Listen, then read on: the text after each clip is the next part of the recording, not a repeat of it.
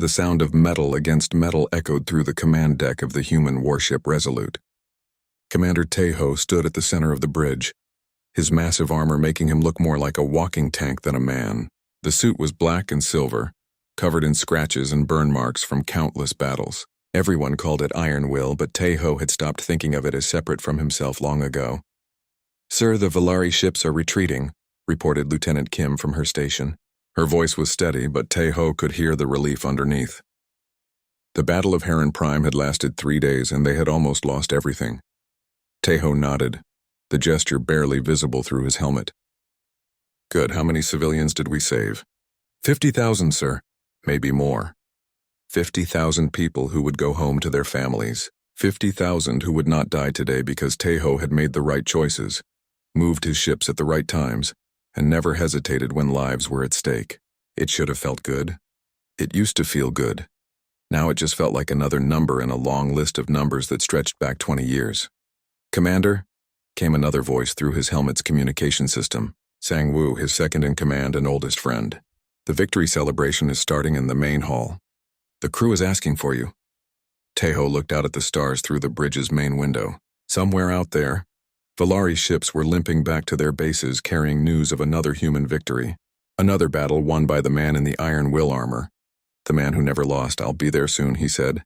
But he did not move. His armor systems told him everything he needed to know about the world around him. Heart rates of nearby crew members, air quality, possible threats. The armor had become like a second skin, and sometimes Tejo forgot where the machine ended and he began. The celebration in the main hall was loud and cheerful. Soldiers laughed and shared stories of the battle. Someone had found real alcohol somewhere, and people were passing bottles around. Tejo entered through the main doors and the room went quiet for a moment. Then someone started clapping and soon everyone was applauding and cheering. Tejo raised one armored hand and the noise died down. "You all fought well," he said, his voice coming through the suit's external speakers. "Heron Prime is safe because of your courage." More cheering. Someone shouted, "Speech! Speech!" but Tejo had no words. What could he say that he had not said 100 times before? That they were heroes? That humanity would remember their sacrifice? That the war would end someday? He was about to leave when he noticed her. She was sitting alone at a small table near the back of the room, not celebrating like the others. She had dark hair pulled back in a simple ponytail and wore the blue uniform of a civilian specialist. Her hands were folded on the table, and she was watching him with curious eyes. As Tejo moved through the crowd, people stepped aside to let him pass. His armor was so big that he had to be careful not to bump into tables and chairs. When he reached her table, she looked up at him calmly. "You must be Commander Tejo," she said. "Yes. I'm Nari. I'm the new cultural attaché. I arrived this morning to help with prisoner interviews." Tejo nodded. New personnel arrived all the time. Most people were nervous when they first met him. His reputation went ahead of him like a shadow. But Nari seemed different. She was not afraid, but she was not trying to impress him either. "When did you last see your own face without a helmet reflection?" she asked suddenly. The question was so unexpected that Tejo almost stepped backward. "What? Your face? When did you last look at it in a real mirror? Not through your helmet's display?" No one had ever asked him anything like that. People asked about battle plans, casualty reports, supply needs. They asked about the war, about strategy, about when they could go home. "Nobody asked about mirrors. I don't understand the question," he said. Nari smiled, but it was a sad smile. "I think you do." Before Tejo could respond, Sang-woo appeared beside him. "Commander, Admiral Park wants to speak with you about the next mission." Tejo looked down at Nari one more time. She was still watching him with those curious eyes as if she could see something that others missed. "It was nice to meet you, Nari," he said. "Nice to meet you too, Tejo. Not Commander Tejo. Just Tejo." When was the last time someone had called him by his name without his rank? Later that night, Tejo stood alone in his quarters. The room was small and simple, designed for someone who spent most of their time in armor. There was a bed he rarely used, a desk covered with reports and a small mirror on the wall. He looked at the mirror, but all he could see was his helmet's reflection staring back at him. The armor's life support systems hummed quietly, providing him with filtered air, nutrition, and everything else he needed to stay alive and fighting. He tried to remember the last time he had taken the armor off completely. Was it 2 years ago, 3? The suit's medical systems could handle everything: sleep, food, waste, even bathing through specialized cleaning systems. There was no real need to remove it anymore, but Nari's question stayed with him. When had he last seen his own face? He raised his hands to his helmet's release catches, then stopped. The armor's systems immediately sent warning signals to his brain through the neural interface. Heart rate increasing, stress levels rising. Recommendation: maintain current configuration. Tejo lowered his hands. The warning stopped. Outside his window, the stars looked the same as they always had. Cold and distant and eternal. Somewhere among them, the Volari were planning their next attack. Somewhere among them, human colonies waited for protection that only he could provide. He was humanity's greatest weapon, the man who never lost a battle, the unbroken shield that stood between his people and extinction. But as he stared at his reflection in the dark window, Tejo could not shake the feeling that he had lost something important along the way. Something that a simple question from a stranger had reminded him existed. Something that might have been himself. 3 months passed like distant thunder. Tejo fought 12 more battles and won them all. His name spread through human space like wildfire and through Volari space like a curse. But something had changed since that night in his quarters. Since Nari had asked her strange question. Now he found himself looking for her. She worked in the intelligence section, helping to question captured Volari soldiers and decode their communications. Her office was small and filled with books. Actual paper books, which was unusual on a warship where everything was digital. When Tejo first visited her there, she was reading one of them. Poetry, she explained, holding up the book. From Earth. I find it helps me think. Poetry is not very practical, Tejo said through his helmet's speakers. Neither is beauty, but we still need it. She closed the book and looked at him. How can I help you, Commander? I wanted to know about your progress with the prisoners. It was not entirely true. He could have read her reports. But Nari seemed to understand this. They're afraid of you, she said simply. Good. Fear can end wars faster than weapons. No, not that kind of afraid. Nari stood and walked to her desk, where several data tablets were scattered around. They call you something in their language. Ghost in metal. They don't see you as a warrior. What do they see me as? Something that used to be alive. The words hit Tejo like a physical blow. His armor's systems detected the sudden spike in his heart rate and began running diagnostics. They think you're already dead, Nari continued. A human who gave up his soul to become pure violence. To them, that's the most terrifying thing they can imagine. Tejo was quiet for a long moment. Does it matter what they think? It matters what you think. Their conversations became regular after that. Nari would call him simply Tejo, never using his rank. She would ask him questions that had nothing to do with the war. What did he remember about Earth? Did he miss the rain? Had he ever wanted to be anything other than a soldier? Most of the questions he could not answer. The memories felt distant, like stories someone had told him about a different person. Then came the mission to New Busan. The planet was caught between human and Volari forces, its cities becoming battlegrounds. Intelligence suggested that a high-ranking Volari commander was hiding there, someone who might know the location of their main fleet. Tejo led the mission personally, with a small team including Nari. She would handle communications if they captured the target. It was supposed to be simple. Get in, find the commander, get out. It was not simple. The Volari had set a trap. As soon as Tejo's team entered the ruined city, enemy soldiers appeared from everywhere. Plasma fire lit up the streets like deadly fireworks. Tejo's armor absorbed hit after hit, but even iron will had its limits. Nari, stay behind me, he ordered, moving to shield her from the worst of the fighting. But the Volari were smart. While Tejo was focused on the main attack, a small group flanked them. Nari cried out as plasma bolts erupted around her position. Tejo moved without thinking. He threw himself between Nari and the enemy fire, his armor's shields taking the full force of the attack. The overload sent feedback through his neural interface, pain shooting through his skull like lightning. His armor's left arm stopped responding. Warning lights flashed across his vision display. But he kept fighting, kept moving, kept protecting her until the last Volari soldier fell. When the battle was over, Tejo collapsed. Nari knelt beside him as his armor's emergency medical systems activated. For the first time in years, the suit began a forced shutdown sequence. Life support was failing. The neural interface was overloading. "Help me," she said to the other soldiers. "We need to get him to the medical bay." But first, the armor had to come off. Taeho was barely conscious as Nari worked with the team's medic to remove the outer layers of his suit. Each piece that came away revealed more of the man underneath. Pale skin that had not seen sunlight in years. Muscles that had grown thin from relying on mechanical support. Scars from neural interface ports that covered his neck and arms like strange tattoos. When they finally removed his helmet, Nari saw his face for the first time. He looked younger than she had expected, but also older.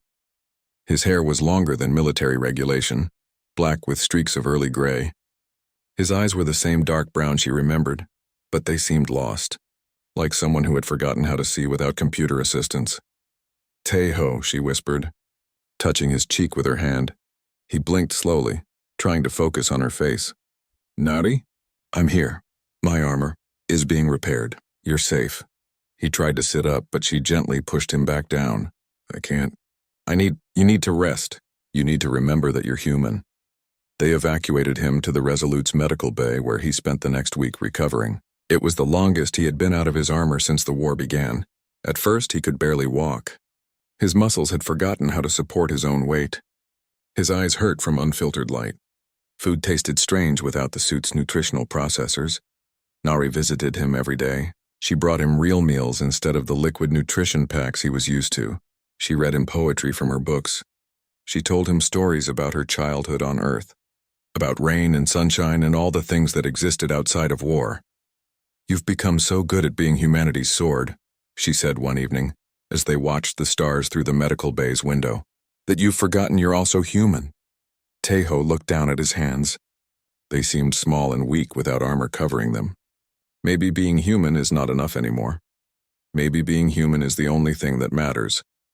She showed him pictures on her tablet, images from Earth that had arrived with the latest supply ship.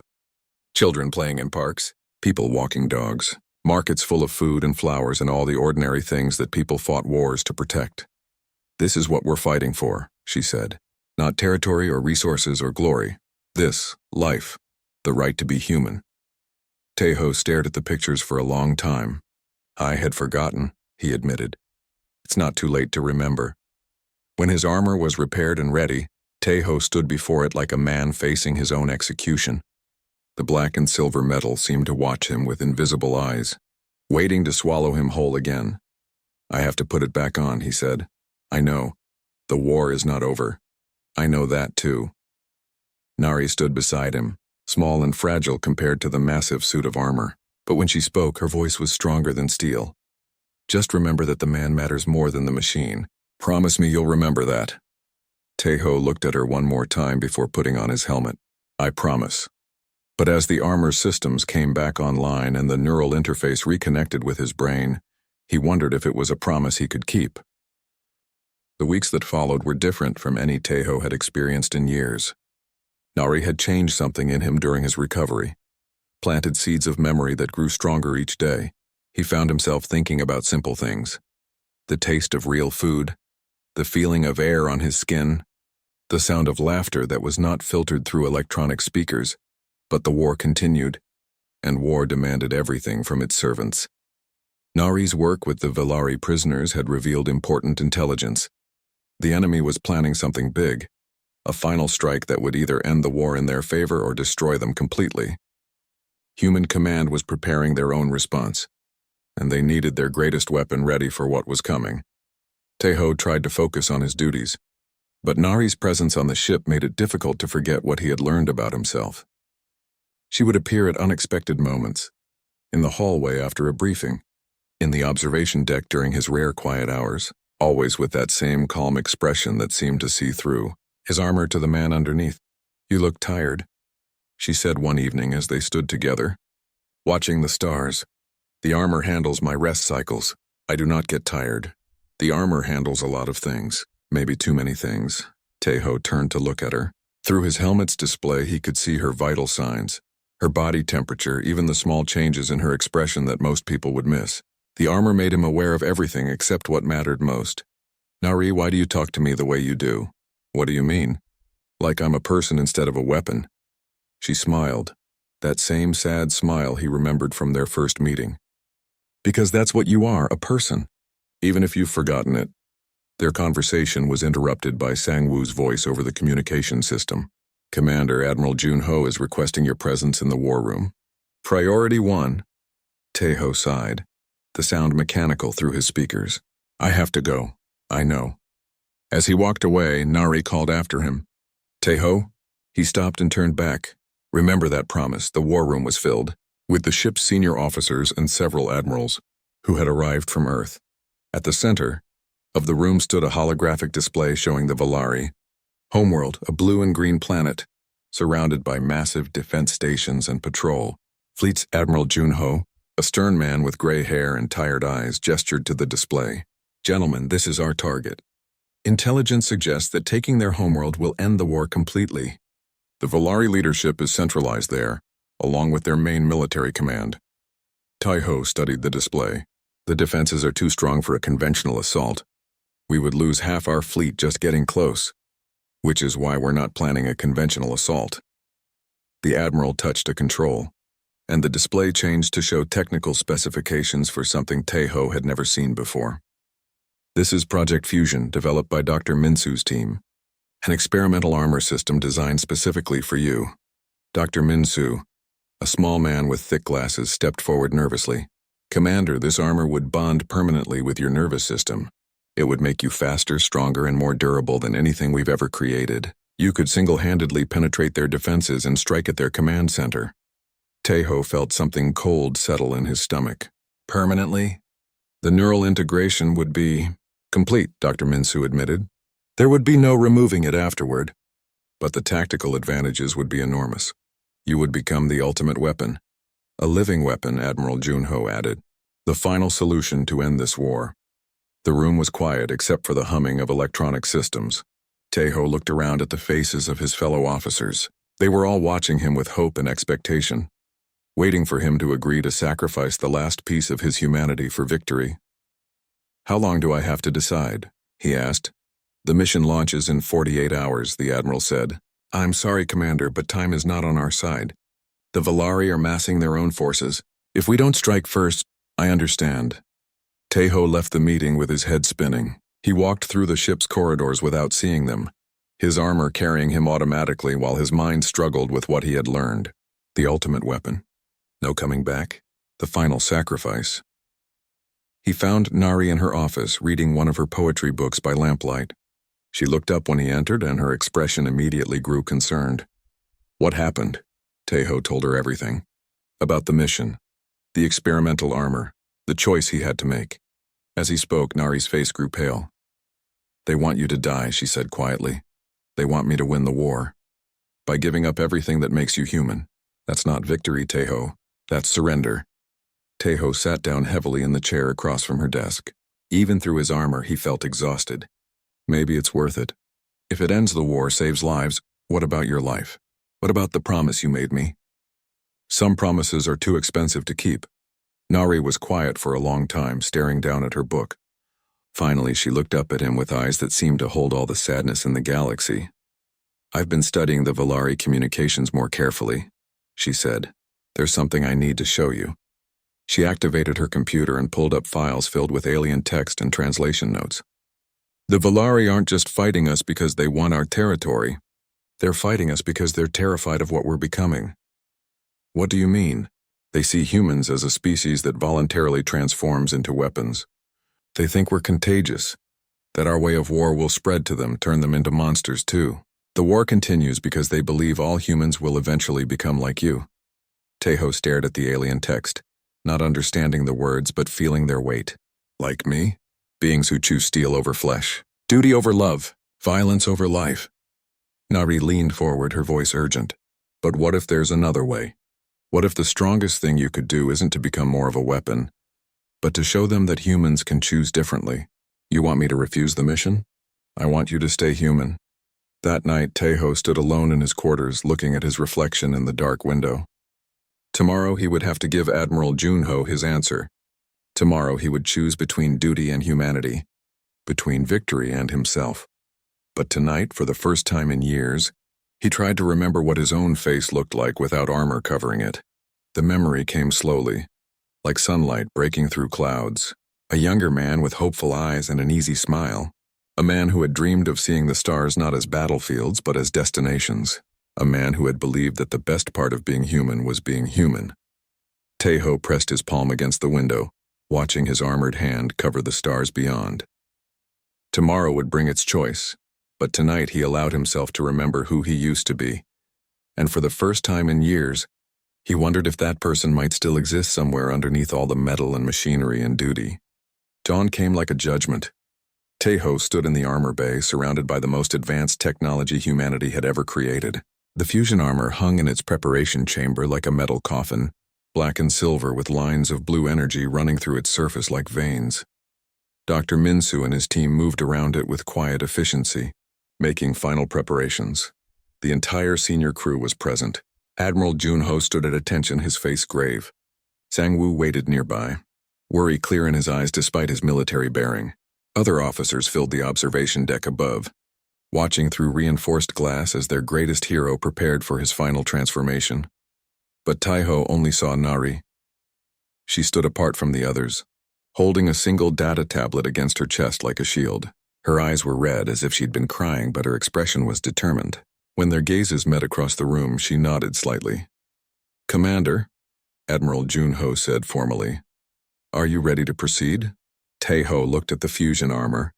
Its neural interface ports gleamed like hungry mouths, waiting to devour the last piece of his humanity. Once he entered that machine, there would be no coming back. He would become what the war demanded, a perfect weapon with no weaknesses, no doubts, no human heart to slow him down. "Before I answer," Taeho said, "I would like to hear the final intelligence report from our cultural attaché." Admiral Junho frowned. "Commander, we don't have time for—" "I insist." Nari stepped forward, her hands shaking slightly as she activated her tablet. "I've completed my analysis of the Valari communications," she said, her voice stronger than her hands. "Based on their cultural patterns and historical records, I believe there may be an alternative to military victory." "Explain," Taeho said. "In Valari culture, the strongest warriors are those who know when not to fight. They have a concept called strength through restraint, the idea that true power comes from choosing not to use your full capabilities." Nari's voice grew stronger as she spoke. "If humanity could demonstrate this principle, show them that we haven't abandoned our essential nature, they might be willing to negotiate." Admiral Junho stepped forward angrily. "This is fantasy. The Valari have been fighting us for 20 years. They show no mercy, accept no surrender. The only language they understand is force. Because they believe we're no longer capable of anything else," Nari replied. "They see humans as a species that willingly transforms into living weapons. Every victory we win through superior firepower confirms their worst fears about us." She turned to face Taeho directly. "But what if our greatest weapon chose not to become a weapon at all? What if humanity's strongest warrior decided to remain human?" The room erupted in protests. Officers shouted about duty, honor, the lives that had been lost. Admiral Junho's face turned red with anger. "This is treason," he declared. "Commander, you have your orders. The survival of our species depends on ending this war and ending it now." Sang-woo moved closer to Taeho. "Brother," he said quietly, using the informal term they had shared since childhood. "Think about all the people counting on you. All the colonies under attack. All the soldiers who have died believing in this moment." Taeho closed his eyes, feeling the weight of every battle, every victory, every life saved and lost. The armor's neural interface whispered to him, offering the comfortable numbness of pure purpose. No more doubts. No more choices. Just the clean simplicity of being a weapon in service to his people. But Nari's voice cut through everything else. "I love you," she said simply. The room went silent. Nari stepped closer, ignoring the shocked stares of everyone around her. "I love you not because you're humanity's greatest warrior, but because underneath all that steel, you're still the man who once told me he dreamed of seeing the sunrise on Earth again." Her voice was steady now, certain. "Don't let them take that last piece of you." Taeho opened his eyes and looked at her. Really looked at her, not through sensor displays or tactical analysis, but with the simple human act of seeing. She was small and fragile compared to the military might surrounding them, but in that moment she seemed stronger than all of them combined. "Nari, he said softly. The strongest thing you can do, she continued, is choose to be human in a universe that demands monsters. Admiral Junho moved between them. Commander, I'm ordering you to proceed with the mission. That's a direct order. Taeho stood silent for a long moment, feeling the eyes of everyone in the room upon him. The fusion armor waited in its chamber, promising power beyond imagination, victory, an end to the war. All he had to do was sacrifice the last piece of himself. He thought about the Valari prisoners Nari had interviewed, calling him a ghost in metal, something that used to be alive. He thought about his reflection in the window, more machine than man. He thought about all the ways he had forgotten how to be human, and he thought about Nari's question from months ago. When did you last see your own face without a helmet reflection? Slowly, deliberately, Taeho reached up and began removing his helmet. Commander, what are you doing?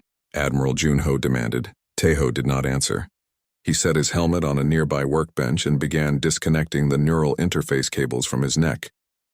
Each disconnection sent small shocks through his system as the armor's computer protested the separation. Stop this immediately, the Admiral shouted. Guards, arrest him. But the guards did not move. Sang-woo had stepped forward, positioning himself between his friend and the Admiral. Sir, Sang-woo said formally, I cannot follow that order. You're all committing treason. Dr. Minsu suddenly moved to the fusion armor's control panel. With quick, precise movements, he began shutting down the system. No, he said quietly. We're choosing to remain human. One by one, other officers began moving. Some stood with Admiral Junho, arguing for duty and orders, but others moved to support Taeho, forming a protective circle around him as he continued removing his armor piece by piece. The process took nearly an hour. Each component had to be carefully disconnected to avoid damage to his nervous system. As the armor came away, Taeho seemed to shrink, becoming more obviously human with each piece that was removed. Finally, he stood in simple military fatigues, looking smaller and more vulnerable than anyone had seen him in years.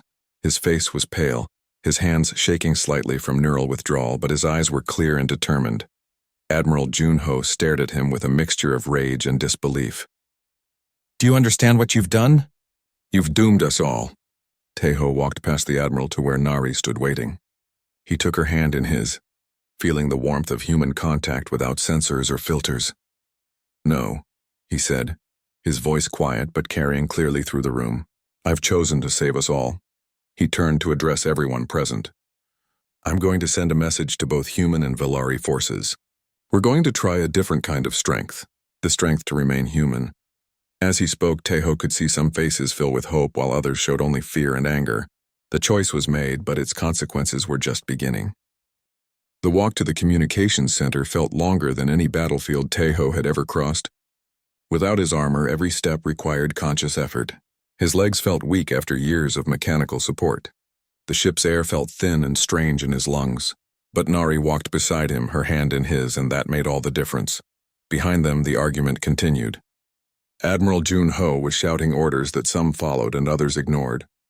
The crew was dividing, choosing sides in a conflict that had nothing to do with the war against the Valari, and everything to do with what it meant to be human.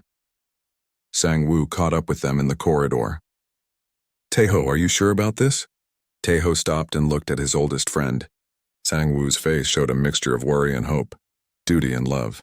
He was a good soldier and a better friend, torn between the orders he had followed all his life and the man who had saved his life countless times. I'm sure, Taeho said. For the first time in years, I'm completely sure. The communications center was a small room filled with screens and transmission equipment. The duty officer, a young woman named Hye-jin, looked up in surprise when they entered. Commander, Sir Admiral Junho is trying to reach you. He says, I need to send a broadcast, Taeho interrupted. To all human and Valari forces in this sector. Hye-jin hesitated, clearly confused by the chain of command situation developing throughout the ship. But she had served under Taeho for 2 years, trusted his judgment more than any admiral's orders. Yes, sir. Setting up now. As Hye-jin prepared the transmission equipment, more people began arriving. Dr. Minsu appeared first, having destroyed the fusion armor completely rather than let it be used by someone else. Then came other officers and crew members who had chosen to follow Taeho rather than the admiral. What are you going to say? Nari asked quietly. Teho looked around the room at the faces watching him. These people had followed him into battle after battle, trusting him to lead them to victory. Now he was asking them to trust him in something much more difficult, the choice to be vulnerable in a dangerous universe. The truth, he said. The transmission went live across subspace, reaching human colonies and Valari fleets within minutes. Teho stood before the camera without armor, without weapons, looking like nothing more than a tired man who had seen too much war. "My name is Teho," he began. "For 20 years I have been known as humanity's greatest weapon. I have won every battle I fought, destroyed every enemy I faced, never knowing defeat. I became so good at being a weapon that I forgot how to be anything else." He paused, gathering his thoughts. Around the galaxy, millions of beings, human and Valari, were listening to his words. "Today, I choose to remember what I forgot.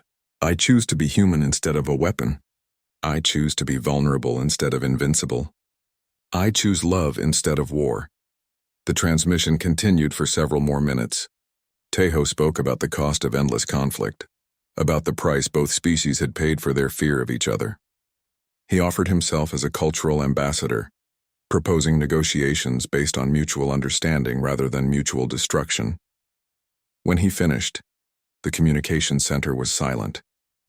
Then Heejin spoke quietly. "Sir, we're receiving responses already, from both sides. The human responses were mixed. Some colonies praised his courage. Others called him a traitor. Military commanders were divided, with some supporting negotiation and others demanding his arrest. But the Valari response was different. "They're asking to speak with you directly," Nari said, reading the translation on her tablet. "Their fleet commander wants to verify that this isn't a trick." Over the next several hours, Teho found himself in the strangest battle of his career. A battle fought with words instead of weapons, vulnerability instead of strength. The Valari commander, speaking through a translation system, asked him again and again why humanity's greatest warrior would choose to be weak. "Because," Teho finally answered, "the strongest thing any of us can do is choose not to fight when we could win." The negotiations took days, then weeks. Not everyone on either side was convinced. Admiral Junho tried to have Teho arrested for treason, but too many of the crew supported their former commander. Some human colonies rejected the peace talks entirely. Some Valari fleets continued their attacks. But something had changed. The war began to transform from one of extermination to one of understanding. Slowly, carefully, both species began to remember that they were fighting beings, not monsters. Teho never put on armor again. 3 months later, he stood on the observation deck of a civilian transport ship, watching Earth grow larger in the viewport. Nari stood beside him, wearing a simple white dress instead of her military uniform. They were both going home. "Any regrets?" she asked. Teho considered the question seriously. Behind them, the war continued in some sectors, but peace talks had begun in others. The galaxy was changing slowly and imperfectly, but changing nonetheless. "No," he said finally. "For the first time in 20 years, no regrets." Earth was beautiful from space, blue and white and green, unmarked by the battles that had consumed so much of human space. As their ship entered the atmosphere, Teho saw clouds and oceans and continents, all the things he had fought to protect but never taken time to appreciate. They landed at the same spaceport where he had departed 2 decades earlier as a young soldier. The world looked different now, or maybe he was the one who had changed. His sister Da-Un was waiting for them, along with her husband and 2 children Teho had never met. She ran to him as he came down the transport's ramp, throwing her arms around him with tears streaming down her face. "I thought you were dead," she whispered. "All those years I thought I'd lost you." "You did," Teho admitted, "but I found my way back." Later they sat together on Da-Yun's back porch, watching the sunrise paint the sky in shades of gold and pink. Teho had dreamed of this moment during his recovery on the ship, but the reality was more beautiful than any dream. "What will you do now?" Da-Yun asked. Teho looked at Nari, who smiled and took his hand. "Live," he said simply. "Help other soldiers remember how to be human again. Teach children that the strongest thing you can be is yourself." In the distance, he could see other veterans working in the community gardens that had been established for former soldiers. Men and women who had given everything to the war effort, now learning how to give something to life instead. The war isn't over, Nari said quietly. No, Tejo agreed, but it's changing. Both species are learning that they don't have to be weapons to be strong. As the sun rose higher, children began playing in the nearby park. Their laughter carried on the morning air, a sound more powerful than any weapon Tejo had ever wielded. He had been humanity's greatest weapon. Now he was something much more important, a human being who had chosen love over fear, connection over isolation, vulnerability over invincibility. In the Museum of Military History, his old armor stood in a place of honor. The plaque beneath it read, "Iron Will, the armor of Commander Tejo. The strength to walk away is the greatest victory of all." But Tejo was no longer interested in museums or monuments. He was interested in morning sunlight on his face, Nari's hand in his, and the sound of children playing in a world worth protecting.